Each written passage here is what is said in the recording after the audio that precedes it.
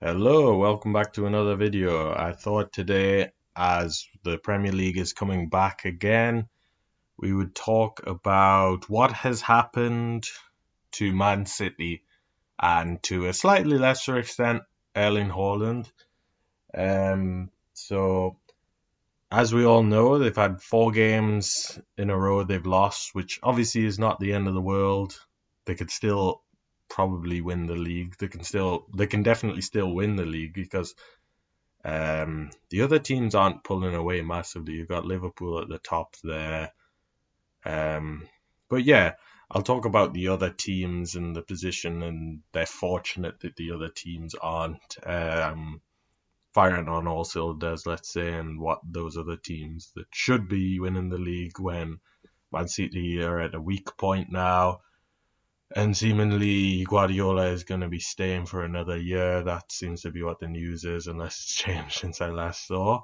Um, but yeah, so let's start with it. Man City, like I say, 4 games they've lost in a row. One was in Champions League, so only 3 games in the league. So in terms of the league, it's not disastrous really. They can pull this back. They seem to always have a bad not a great start to the season, and they always finish strong. That's why for the past few seasons, even when they've had a bit of an off time, they've still been able to beat Arsenal, Liverpool to the league, dare say, because they finish so strong and they're basically unstoppable. Will this happen this year? I don't know. Let's see. I think they do need some reinforcement in January, and I think there are certain things they have to do. Especially the midfield. The midfield seems to be a problem, and the wingers are a problem. Obviously, the defense hasn't been that great recently, but I don't think that is the main issue. The main issue appears to be, the midfield. You've got absence of Rodri, who has been probably their best player along with Haaland the last few years.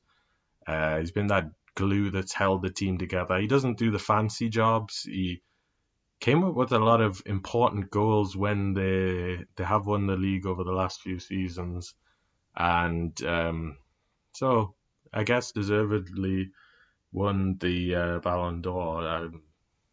I don't know whether that's necessarily why, but it shows how important he is. Their win rate with Rodri is unbelievable if he comes back fit and everything. Another issue they have to resolve is I think they need a long term replacement for Kevin De Bruyne because there was a lot of hoo ha about him leaving, maybe going to Saudi Arabia. I don't know whether that's necessarily going to happen, but I think De Bruyne, as good a player as he is, you're going to need a replacement for him. Rodri's going to be fine. If Rodri comes back fit, you probably don't need a replacement for him straight away, but I think De Bruyne is going to be one you're going to need to change. And I was thinking, what players are like a De Bruyne? The first thing that came up, even player I thought of just before I searched it, was Florian Wirtz. But he's a good kind of player, he's very young, he's early 20s. He'd cost an awful lot of money, but you say if they need somebody kind of like that in a way. To be honest, no other real main names come up for me to thinking who's a Kevin De Bruyne type player. Chelsea and those teams didn't see him when he was younger. They didn't see him. They loaned him out to Wolfsburg at the time. I remember it. I think that was probably about 10 years ago, 2013, 14. He was at Wolfsburg. He did outstanding. I remember it. They had a really good team that year, Wolfsburg. No aside, had some legendary players. Um, but yeah, so maybe there is a De Bruyne out there hanging around. I think obviously it's going to be really difficult. I'm not sure Florian Wirtz is going to be as good as De Bruyne. I think it's going to be very difficult to get a player close to that level. Really, would be difficult. But someone like him, or even I was thinking like, I'm obviously not Tony Kroos, but like a player like that, you need like a real player who's going to hold down the midfield. It's going to control everything for you. So I mean, yeah, even I was thinking Newcastle, some of the Newcastle midfielders maybe. Not necessarily as the De Bruyne player, but to strengthen the midfield, Joe Linton, Bruno Tonali. That's not his name. Sandro Tonali and Bruno Guimaraes. Some of those players, they might necessarily Man City might not be looking at, but there's some strong midfield players there. There's yeah, I just think of those kinds of players. I mean, I'm thinking in world football in terms of midfield. You can't. It's not like years ago you had Pirlo, Zidane, Seedorf. You had all these players who were just like top of their game, and you just think, oh yeah, well straight away, obviously it's that. Now it's not so obvious, I wouldn't say. And then some people might be like Bellingham or whatever, but yeah, obviously they're not going to get someone like that. So it is a difficult time at the moment, and obviously, the other thing is the wingers. Savinho hasn't been very good. I have to say, anytime I watch Nunes for Man City, it is quite painful. He's not a good player. He hasn't been a good player for Man City. I don't know whether I'm saying this and people will be like, oh, he's really good and stuff. He's never looked good for Man City, I don't think. And, when they were playing well, he never really got any game time. He came on right at the end. Obviously, you couldn't really do anything wrong when you're winning 3-0 or something, but he doesn't seem to have. He's not going to fix their team, basically, and maybe that's not his job, but he's not performing. Kovacic, I think, is a good player, but I don't think he's maybe being used properly in that role, and obviously he's not going to. It's very difficult to play him as the Rodrigo player. It's very difficult. So the problem is the whole team. I mean, Man City, ironically, should never, just for some injuries, should never be in a position where they look this bad. So even though it's not catastrophe. I don't think they'll lose the league necessarily, but they do need to. Basically, they win one game at the weekend. Jobs are good, and their season is saved. It's not so difficult. They just need to start winning games again.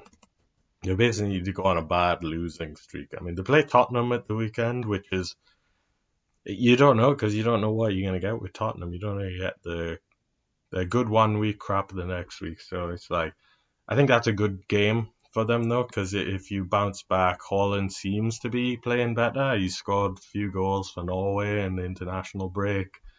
Obviously, he's just playing kind of nothing teams and stuff, but yeah, I think maybe even you need someone to help Haaland out and Gyökeres or whatever you call him, Victor Gyökeres, the Sporting Lisbon striker, someone like that. I don't think he's gonna go to Man City and play, but if you played two strikers for them, or even need a second striker, like you got rid of Alvarez and stuff.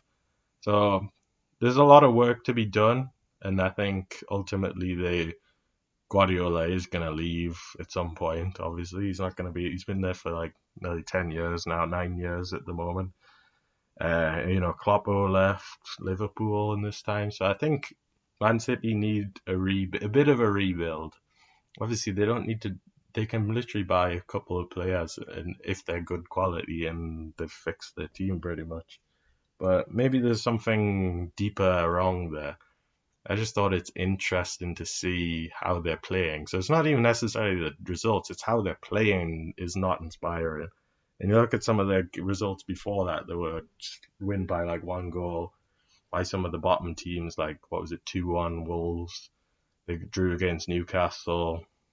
Newcastle been up and down this season, so yeah, they've had some good results, so it's not always easy in those games. And yeah, so tell me what you think. Do you think Man City still going to win the league? Is this just an early season blip for them? And where do they need to improve their squad? Do they need to buy Florian Wirtz or someone else like that?